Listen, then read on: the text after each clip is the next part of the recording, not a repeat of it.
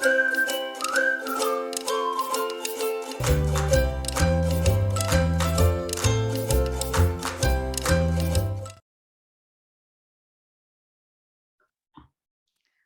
it's Sister Sal and welcome to Faith Emily's Private Tutoring. Now, today we're going to look at how do we figure out math worded problems. Now, sometimes we have to use our skill of reading comprehension and mathematics, and then we combine them together in order to figure out what is the question asking me to solve, right? Because sometimes you have to go through the little weeds, all these extra words you don't understand. What is it about? So we're going to work on clarifying that today. So let's head right into that lesson. Let's go.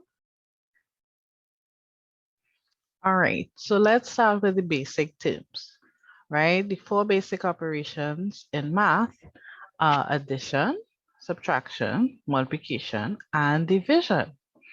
Right now, you can pause this video and write this down if you need to, right? Or you can take a screenshot as well. All right, so let's look at addition.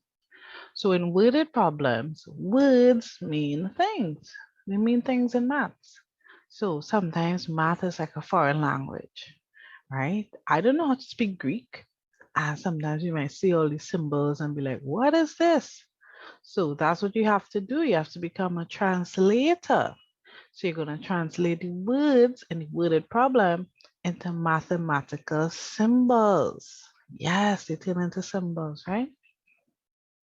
So for example, addition. You see the word addition. You know the symbol for addition, right? It's the plus sign right here, plus sign.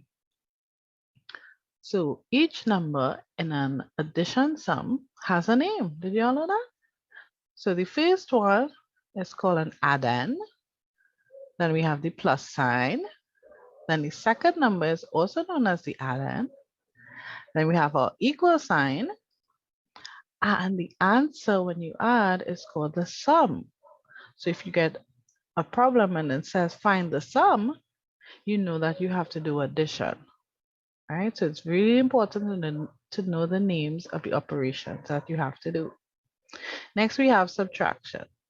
So we have the two numbers that we're taking away, and we have the answer, and they have names. Right? So the bigger number is known as the minuend. Then we have our minus, subtract, or take away sign. And the second number is known as the subtrahend. So if you see a sum and it says, hey, what's the subtrahend in this question? And you're like, right? Definitely. So you know that's the smaller of the two numbers that you'll be subtracting. Equal sign and the answer. The answer in a subtraction sum is known as the difference. So you would say, hey, what's the difference? Or find the difference. So that means you're going to have to do subtraction. Next, we have multiplication, right? Very important. So our two numbers, we have two numbers we multiply together. We have the first number is called the multiplicand, right? Then we have our multiplication sign, or we call it the times sign. Sometimes it may even be a dot. Sometimes it's even brackets, right? So brackets can mean multiplication and a dot can mean multiplication, as well as this X symbol here. And the second number is known as the multiplier. We have our equal sign, and then the answer is known as product. So find the product of 6 and 5. That means you're not adding 6 and 5, you'll get 11. You're not subtracting 6 and 5, you'll get 1. You're going to multiply 6 and 5, you get 30. So you see, you get a different answer depending on which operation you do. So make sure you understand what each word means. Then we have division. So each number in the division has a name as well. So we have the dividend, our division sign, and the divisor. So the bigger number is known as dividend. The smallest number is known as the divisor. And then we have the quotient. Now, one thing to add here, I'm just going to squiggle it at the side. Division could look like what we have here. So 77 divided by 7. It can look like 7 divided by 77, like that. It means the same thing, 77 divided by 7. But this is a long division symbol here. It could also look like 77 over 7, like that. It looks like an improper fraction, right? They all mean division, right? So be wary of that. So now we're going to look at some more symbols and their translated meanings. So let's head over to that now.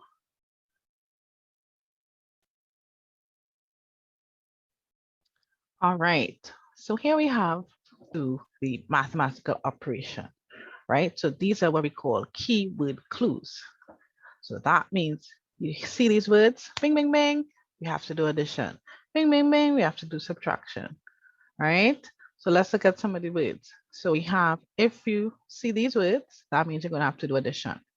So we have in all, together, total, all together, combine, sum, join, right?